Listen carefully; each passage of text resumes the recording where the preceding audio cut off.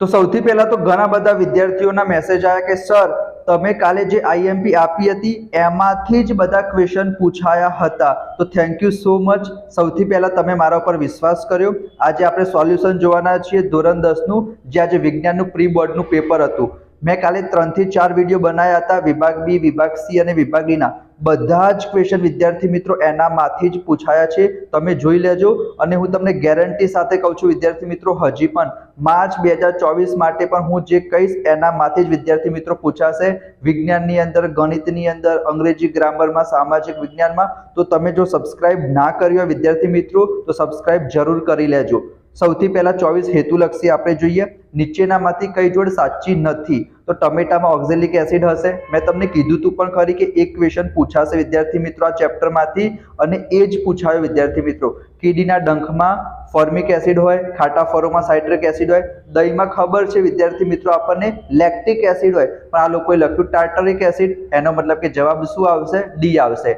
એના પછીનો ક્વેશ્ચન પર મેં તમને કીધું તો કે આલ્કેન, આલ્કીન અને આલ્કાઇન એનું મેઇન ફોર્મ્યુલા કરી દેજો. તો ઇથિન એટલે કે આલ્કીન, એનું શું થાય? CnH2n. મતલબ કે જેટલા કાર્બન હોય એના કરતા ડબલ હાઇડ્રોજન હશે. તો 40 કાર્બન હોય તો હાઇડ્રોજન 80 હોય. તો જવાબ શું આવશે વિદ્યાર્થી મિત્રો? બી આવશે. એના પછી ત્રીજા નંબરનો ક્વેશ્ચન, જૈવિક ક્રિયાઓ જે ટેબલ છે એનામાંથી પૂછાયું છે કે કણા સૂત્રોમાં પાયરુવેટના વિઘટનથી કાર્બન ડાયોક્સાઇડ, પાણી અને ઉર્જા ઉત્પન્ન થાય છે. ચોથા નંબરનો બેઠે બેઠો પૂછાયો છે વિદ્યાર્થી મિત્રો. જો તમે મારા સેક્શન એ માટે મેં 3 થી 4 વિડીયો બનાવ્યા હતા. બેઠે બેઠો ક્વેશ્ચન છે વિદ્યાર્થી મિત્રો. ચોથા નંબરનું પાવરના 3 સૂત્રો, P = VI. પછી V ની જગ્યાએ જો આપણે IR મૂકીએ તો I2R થઈ જાય, અને આપણે I ની જગ્યાએ V/R મૂકીએ તો V2/R થાય. તો પહેલા નંબરનું સૂત્ર ખોટું છે વિદ્યાર્થી મિત્રો. એના પછી ચોથા નંબરનો ક્વેશ્ચન જોઈ લીધો. પાંચમા નંબરનો પર મેં તમને કીધું હતું કે અંતર્ગોળ લેન્સ, બહિર્ગોળ લેન્સમાં વસ્તુ કઈ જગ્યાએ મૂકીશું તો કેવું પરિમાણ રચાશે? તો 2f1 ઉપર મૂકીશું, એટલે કે 2f ઉપર મૂકીશું તો વાસ્તવિક, ઉલટું અને વસ્તુના પ્રતિબિંબ જેટલું પ્રતિબિંબ રચાય. તો બી જવાબ આવશે. એના પછી સિલિયરી સ્નાયુઓનું કામ કોણ કરશે? તો લેન્સની, મતલબ સિલિયરી સ્નાયુઓ શું કાર્ય કરશે? તો લેન્સની કેન્દ્ર લંબાઈમાં શું કરશે વિદ્યાર્થી મિત્રો? ફેરફાર કરશે. આંખમાં પ્રવેશતા પ્રકાશની માત્રાનું નિયંત્રણ તો કીકી કરશે, બરાબર. વસ્તુનું પ્રતિબિંબ તો ક્યાં રચાય? નેત્રપટલ ઉપર રચાય. તો તમે એલિમિનેટ કરીને પણ આન્સર લખી શકો છો. 6 વિદ્યાર્થી મિત્રો, ઇઝી, થોડા કોમ્પ્લિકેટેડ કહી શકાય. ચલો એના પછી ખાલી જગ્યા વિદ્યાર્થી મિત્રો, કે બ્યુટેનાલ. આ પણ મેં તમને કીધું હતું. પાછળ શું લાગે છે? આલ લાગે છે તો આલ્ડીહાઇડ આવે વિદ્યાર્થી મિત્રો. ઓલ લાગે તો આલ્કોહોલ આવે, અને ઓન લાગે તો કીટોન આવે. આ પણ તમારી પરીક્ષામાં પૂછાઈ શકે છે. એના પછી ફ્યુઝ. તો ફ્યુઝમાં વિદ્યાર્થી મિત્રો નીચા ગલનબિંદુ વાળો વાહક આવશે. તો જવાબ શું આવશે? નીચા ગલનબિંદુ વાળો વાહક. એના પછી પ્રોટીનના પાચન માટે ખાલી જગ્યા ઉત્સેચક હોય છે તો ટ્રિપ્સિન આવશે વિદ્યાર્થી મિત્રો. 10મા નંબરનો ક્વેશ્ચન, મનુષ્યમાં વાય રંગની હાજરી નર હોય તેમાં X અને Y બંને હશે. માદાની અંદર તો વિદ્યાર્થી મિત્રો બંને X હશે, બરાબર. મેં તમને કીધું હતું ચેપ્ટર 3 જ માર્ક્સનું છે. લિંગ નિશ્ચયન કરી દેજો અને XY રંગસૂત્ર વાળો કરી દેજો, એનામાંથી પૂછાયો. 11મા નંબરનું સૂત્ર આપણને ખબર છે, R = 2F. તો F બરાબર શું થઈ જશે? R/2. એટલે કે જવાબ શું આવશે? ત્રીજા નંબરનું આવશે. સોડિયમ ઝિંકેટ, એનું અણુ સૂત્ર NaZnO2 આવશે વિદ્યાર્થી મિત્રો. આવું માર્ચ 2024માં પણ પૂછાઈ શકે છે. ખરા ખોટામાં જોવા જઈએ તો ઘણા બધા એવું કહે કે 2 સાચા 2 ખોટા કરી દઈશું. તો વિદ્યાર્થી મિત્રો અહીંયા 4 ખોટા આવશે. સોલ્ડર એ લેડ અને ટીનની મિશ્ર ધાતુ નથી, સીસુ અને ટીનની મિશ્ર ધાતુ છે. 14મા નંબરનો ક્વેશ્ચન, અંડપિંડ ટેસ્ટોસ્ટેરોનનો સ્ત્રાવ કરે છે? ના વિદ્યાર્થી મિત્રો, શુક્રપિંડ કરશે. અંડપિંડ તો પ્રોજેસ્ટ્રોન, ઇસ્ટ્રોજન, એની અંદર 2 આવશે. તો એ વિધાન પણ ખોટું છે.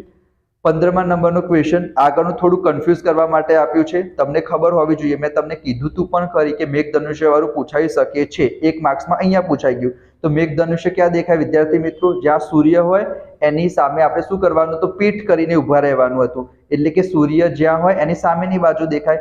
અહીંયા લખેલું છે સવારના પૂર્વ દિશામાં. તો સવારે તો વિદ્યાર્થી મિત્રો સૂર્ય પૂર્વ દિશામાં ઉગશે, તો મેઘધનુષ્ય પશ્ચિમ દિશામાં દેખાવું જોઈએ ને. અહીંયા થોડુંક એ લોકો ટ્વિસ્ટ કરીને આપ્યું છે વિદ્યાર્થી મિત્રો. વરસાદ ચાલુ હોય, તડકો હોય, તમને કન્ફ્યુઝ કરવા માટે. પણ આપણને ખબર છે મેઘધનુષ્ય જ્યાં સૂર્ય હોય એની વિરુદ્ધ દિશામાં દેખાય. તો સવારે તો સૂર્ય પૂર્વ દિશામાં ઉગશે, તો પશ્ચિમ દિશામાં દેખાશે. તો આ વિધાન પણ ખોટું છે. એના પછી પીએચ મેં તમને કીધું તો પીએચ માપક્રમ કરજો, દૈનિક જીવનમાં પીએચ નું મહત્વ કરજો. ભલે 2-3 માર્ક્સમાં ના પૂછાયું પણ 1 માર્ક્સમાં પૂછાઈ ગયું કે મોઢાની પીએચ 5.5 કરતા ઓછી હોય તો દાંતમાં સડો થાય. અહીંયા તો એ લોકોએ કીધું છે વધી જાય, એનો મતલબ કે 4 ટ્રુફલ શું આવશે વિદ્યાર્થી મિત્રો? ખોટું આવશે. એના પછી 6 પૂછાશે તમારે એક શબ્દમાં, તો વનસ્પતિનું કયું અંગ ઋણ ભૂ આવર્તન દર્શાવે છે? તો જે મૂળ હશે વિદ્યાર્થી મિત્રો એ ધન ભૂ આવર્તન દર્શાવશે અને પ્રરો ઋણ ભૂ આવર્તન દર્શાવશે. તો જવાબ શું આવશે વિદ્યાર્થી મિત્રો? પ્રરો આવશે. એના પછી લિંગ નિશ્ચયની વ્યાખ્યા તો તમને આવડતી જ હશે વિદ્યાર્થી મિત્રો. 19મા નંબરનો ક્વેશ્ચન, કઈ પ્રકાશીય ઘટનાને લીધે સૂર્ય આપણને વાસ્તવિક સૂર્યોદયથી લગભગ 2 મિનિટ વહેલો દેખાય છે? તો ચોપડીમાં સીધી લાઈન આપેલી છે, વાતાવરણીય વક્રીભવનના કારણે. એના પછી ઓમનો નિયમ અહીંયા લખેલું છે મેં V = IR. તમારે આખું લખવાનું હતું કે વિદ્યુત સ્થિતિમાનનો તફાવત હોય વિદ્યાર્થી મિત્રો એ વિદ્યુત પ્રવાહના સમપ્રમાણમાં હોય. સાંકેતિક કીધું હોય તો તમે આ રીતના લખી શકો, પણ તમારે આખી લાઈન લખવાની હતી. એના પછી UNEP નું પૂરું નામ છે યુનાઇટેડ નેશન્સ એન્વાયરમેન્ટ પ્રોગ્રામ.